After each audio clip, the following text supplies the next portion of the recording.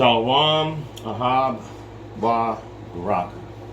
First and foremost, Kal Halayla Yahweh, Bahashem, Yahushai, Waha, Rakah, Quadash, and double honors to the elder apostles, the prophets and the teachers over at GMS that have been bringing out this 100% truth for the last 30 plus years, not wavering to the right or to the left like these other individuals do. I think this guy right here, Deacon Hakah, I honestly think you're a CIA agent. I think you are and a few other people. Just by the way you can speak about, so when, and what this guy was saying too, in this class, in fact, in this class, why is Deacon Hakah showing partiality in the truth? So what happened was universal practical knowledge, UPK. So they got rid of the IS, I guess. Israelite school. So maybe they got rid of Israelite school part. You know, 501c3 will make you change your name. So the UPK, he says, yeah, those guys don't keep a lunar Sabbath, but then he goes, maybe this, that, and the third, and blah blah blah. You know, he kind of makes it nice and soft how he addresses them, but when it comes to GMS, he's a grown-ass man. Starts talking like he has a whole new tone in his voice. And so if you want to watch that class, I'm not going to go into that, but there it is right there. It's GMS Gabar Ahwar. Okay, GMS Gabar Ahwar. I feel like my phone, this guy's some kind of, that's why. GMS Gabar Awar. Okay? So, anyway, let's go ahead and get that off of there. Let me get into it. Today's class is actually, we're going to go into it, starting at Proverbs chapter 16, and we're going to go to verse 32. I'm going to save that one. Let's go to Proverbs 17:3. Let's start at Proverbs 17:3. I'm saving that one until last. Proverbs 17:3. The fining pot is for silver, and the furnace is for gold, but the Lord trieth the hearts. Now, I'm bringing out this class, and I'm showing this motherfucker's face right here for a reason. Now, I'm dead serious. I think that this guy's a CIA agent of some kind. And if he's not, I'm wrong. But I'll tell you one thing. He has a great disdain for GMS. And I notice that all the camps that are getting kickbacks, money from the government to look cool, they're all the same. They can all have a unity camp together no matter whether their fucking doctrine matches up or not. But when it comes to GMS, pure hatred. So you guys, it's got to be saying something. That's got to be saying something about GMS. Like, why do all the other camps hate GMS? Not just one, all of them. They're all teamed up. They've ganged up against them. So this right here, this class is for the members of GMS. The fining pot is for silver, and the furnace for gold. But Yahweh trieth the mind. Okay? So he's going to test your mind. And he puts freakazoids out like this guy. Just like this guy to test your mind. Why? Because this guy's going to literally try and get you to go off. I'm so angry I can barely sit still. Let's keep going. Let's go to Sirach, chapter 2, which is also known as Ecclesiasticus, and it's in the Apocrypha. So we're just going to go to 5. I'll maybe go back and forth to Sirach. I'm not going to read all through it right now, but let's go to verse 5. And it reads, Sirach, chapter 2 and verse 5, and it reads, just like we were telling you about for gold is tried in the fire, and acceptable man in the furnace of adversity. Okay, so back to Proverbs 17:3. The fining pot is for silver, and the furnace is for gold. And I just showed you over here in Ecclesiasticus 2 and 5, for gold is tried in the fire. So this guy right here, it's part of the fire that refines us. See, if it was at any wise possible, right? If it was at any wise possible, they would fool the very elect. So let's get that. Let's get it in the Bible Hub though. Bible Hub will give you. This is why I always go to Bible Hub. So when you guys are studying, and you want to get the definition on or a verse, look. So in the Bible Hub, it gives you every version of the Bible, pretty much there is right now out, and I mean it keeps going. It keeps going and going and going. So there's a lot of different Bibles. So I always go to Bible Hub. That way, if I want to go with a different translation, sometimes that's why you get a lot of people using the NLT. Well, in the Bible Hub, you can literally have the NLT sitting right next to the King James Version to make sure that it's lining up with what you're saying. Because, sometimes this is why we don't use other Bibles all the time, but only for specific verses, because a lot of times they'll misinterpret. So you got to be very careful with that. So let's go to the King James Version first and read it again. And it reads, this is Matthew 24. Matthew 24 and 24. And it reads, for there shall arise false Christs and false prophets, and shall show great signs and wonders, insomuch that, if it were possible, they should deceive the very elect. Now, he's not showing such great signs or wonders. Honestly, his great sign and wonders, I wonder why he keeps putting that hat on to prophesy when it says that that's a blasphemy, that a man should never cover his head to bring out the word. And he knows that. He knows that. So, for there shall arise false Christs and false prophets, and shall show many great signs and wonders, insomuch that if it were possible, they should deceive the very elect. So, I'm going to show you what it says in the NLT, since we are in the Bible Hub. For false messiahs and false prophets will rise up and perform great signs and wonders, so as to deceive, if possible, even Yahweh's chosen ones. You got that? So even Yahweh's chosen ones. In other words, the elect.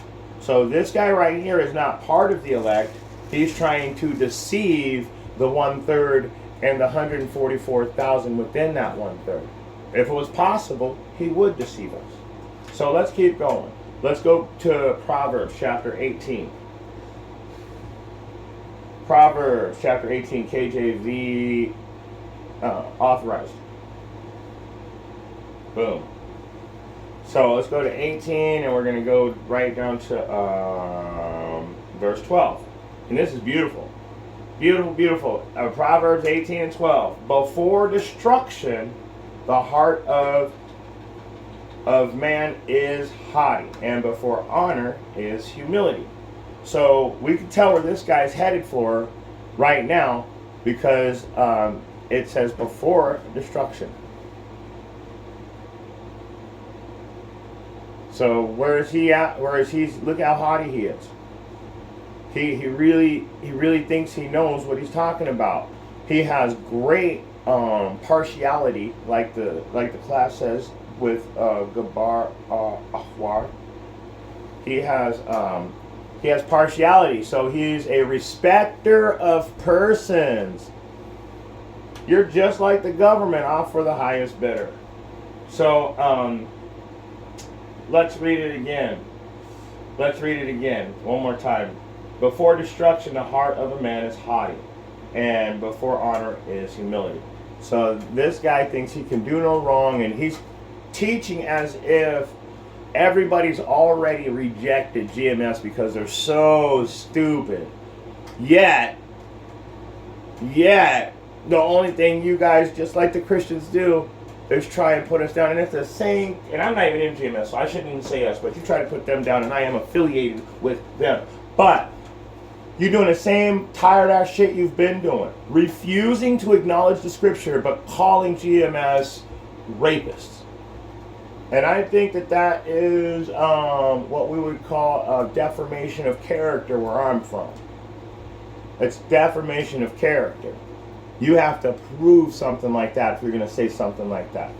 And it never says that.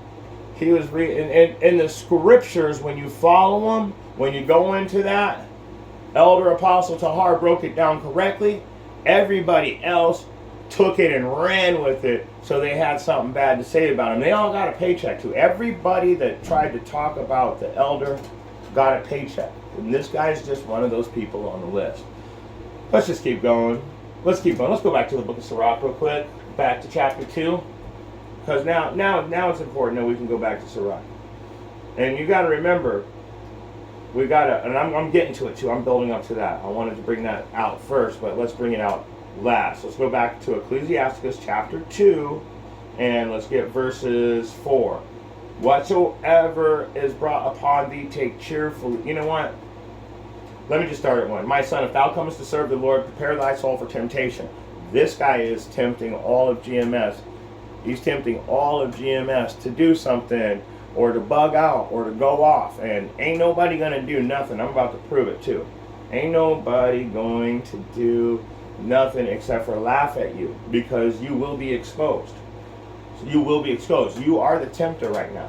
Set thy heart aright, constantly endure, and make not haste in time of trouble. Do you see what this guy's doing? We have to constantly endure this garbage talk. We can't really do anything. Can't be like jumping off and popping off and taking matters into your own hands. That's why it says, make not haste in time of trouble. And this guy's very troubling. He's very irritating to hear.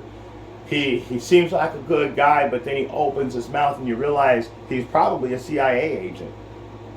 He ain't part of us. He's from us, but not of us. But anyway, verse 4, whatsoever is brought upon thee, take cheerfully and be patient when thou art changed to a low estate. So what does he do? He continuously tries to put the great millstone on a low estate.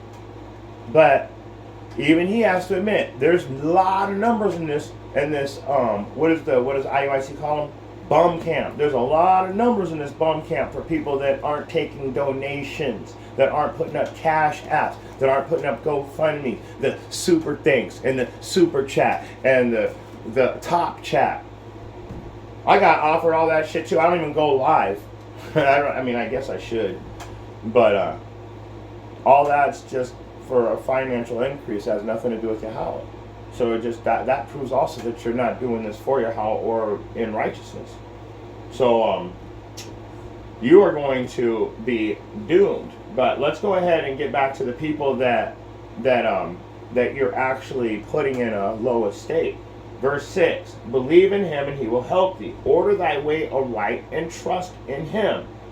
Verse 7, yea, ye that fear Yahweh, wait on his mercy, and go not aside lest ye fall. Ye that fear Yahweh, believe him, and your reward shall not fail. So don't let this guy, honestly, this dude's guy, it gets me all pissed off to hear him, but he can't really do anything, can he? He can only do what, and if they're getting under your skin, then they're actually accomplishing their goal. If they can get under your skin, they're accomplishing their goal. So the best thing to do is like not even let them know that it's bothering you, right? Let me get that. In fact, like I just said, the best thing to do is not even let them know it's bothering you. So let me go ahead and show you a little something. Ephesians chapter 4 and verse Ephesians chapter 4 verse 26. Be ye angry and sin not. Let not the sun go down on your wrath, neither give place to the devil. So this dude's the devil. Don't give him any of your don't give him any of your energy. Why even waste a breath?